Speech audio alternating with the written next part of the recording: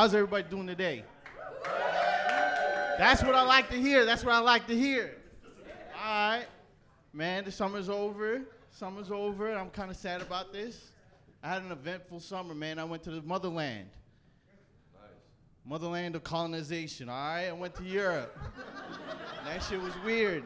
I'm very conflicted about it because I went to the UK and I didn't plan it. I was just like going there just to go there. So I just went to places.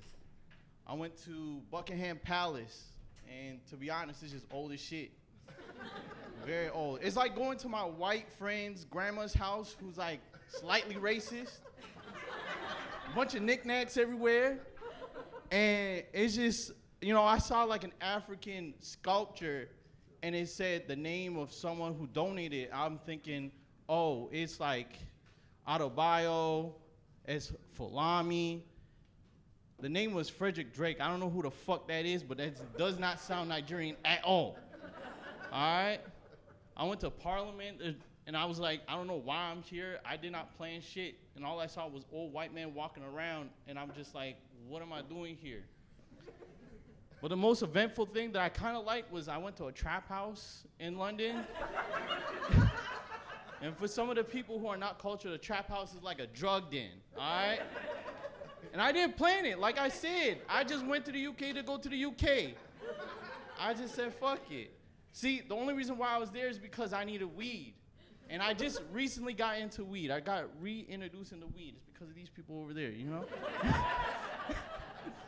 But it's good because it makes me feel calm, makes things fun, it makes me happy. So I'm in a different country and I don't know anybody and I'm like very nervous. So I'm like, I need weed. Has anybody bought in weed in a different country? No, y'all niggas are spoiled. I know that for sure because that shit is hard. Coming here, I saw 5 weed stores, all right? I saw a weed store next to a church and I know a motherfucker is in there popping a gummy, looking up in the air and being like, look at that half-naked, barely alive man on a cross. Jesus Christ that man's creepy. And that motherfucker was me. I was that motherfucker in church high as fuck, all right? I can't do 5 hours in that motherfucker. That shit is as boring as hell. But I'm a little high right now. I don't even know where I'm going with this story. Right, buying weed. So I'm trying to talk to any connect I have in the UK. I talked to 1 guy, 2 guys, 3 guys, and there's 1 guy, his name is Jake, that I just randomly met online. But I'm like, you know what? Jake is cool, and he's like, I got weed. And I'm like, all right, cool.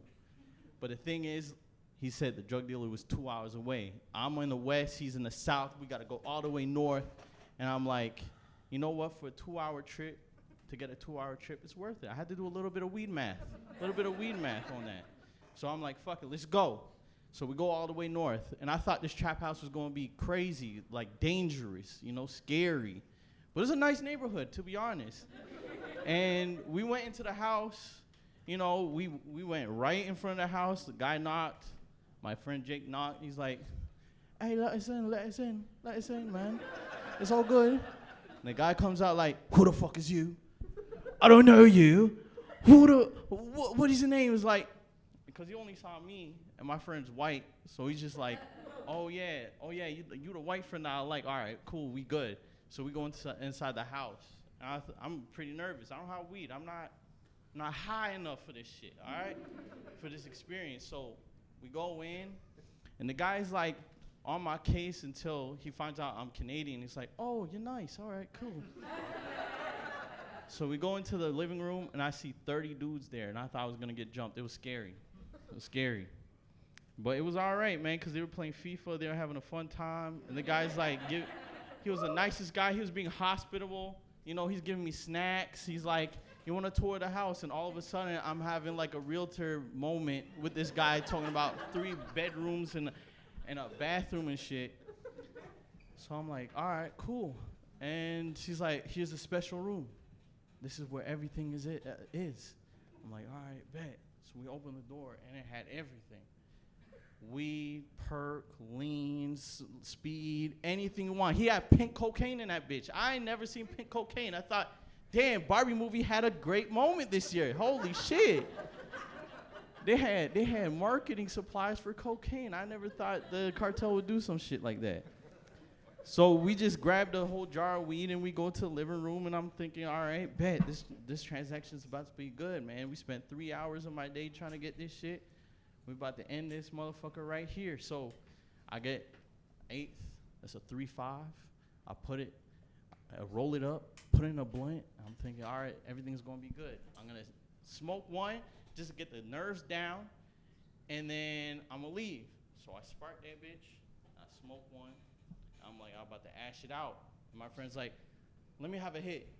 So my friend Jake, he's like, all right, smokes it, and then he passes it around to 30 people. I'm like, damn, I didn't think this night was gonna end with me prostituting a goddamn blunt.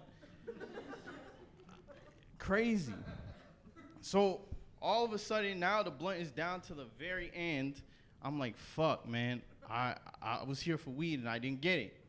So all of a sudden, the guy's like, you gotta pay for that. I'm like, I don't wanna pay for that. And he's like, you have to pay for that because you smoked it. I'm like, bitch, I didn't smoke that shit. You did. I'm paying for your weed. And he's like, nah, you gotta pay for it. So I pay for it. And I get back home and I'm like, fuck, I spent 3 hours of my life. This weed is gone. Did my weed just get colonized? What the fuck?